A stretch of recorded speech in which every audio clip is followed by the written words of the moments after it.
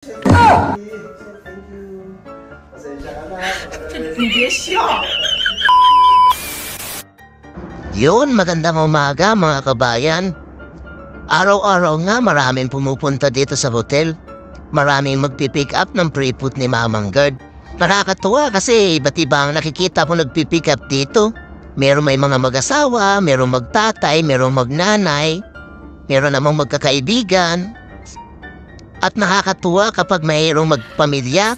Natutuwa talaga ako pag may nakikita ako nagpipick up na isang pamilya. Katulad nito ni Kuya, may kasama siyang anak. Sobra talaga akong natutuwa kapag nakakita ako ng baby boy. Kasi wala kasi akong anak na lalaki, kaya natutuwa ako pag may baby boy ako nakikita. Ayan, ang kulit pa naman ng anak niya, oh. Sayang nga lang hindi ko napaghandaan mabigyan si baby boy, pero binigyan ko siya kahit papaano.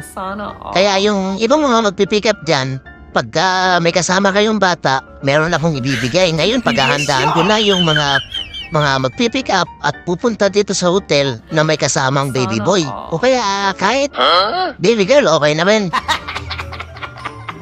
Pero pag baby boy, may ibibigay akong espesyal. Paghahandaan ko talaga yung mga pupunta na may kasamang anak.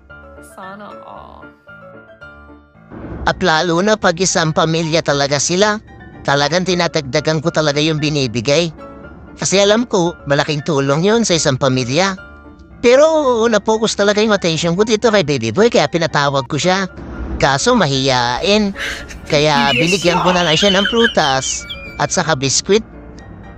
Hindi ka ito napaghandaan, pasensya ka na. Pagka may pagkakataon, bumalik ka kay Mamang Guard, pinaghandaan ko na yung mga pupunta mga bata. Kaya sa mga pupunta magpipick up dyan na pamilya, pag sinama niyo yung anak niyo, may bibigay ako para sa kanya. Sobra kasi ako natutuwa kapag nakakita ako ng baby boy. Kaya kabayan, pag bumalik ka, paghahandaan ko na si baby boy, bibigyan ko na siya ng espesyal. Samantalahin po ninyo yung pagpunta dito habang nandito pa si Mamang Guard sa Jeddah. Kasi hindi namin alam kung bukas makalawa, babalik na kami ng Riyadh. Kaya yung mga gusto mag-pick up dyan, mag-pick up po kayo na mag-pick up.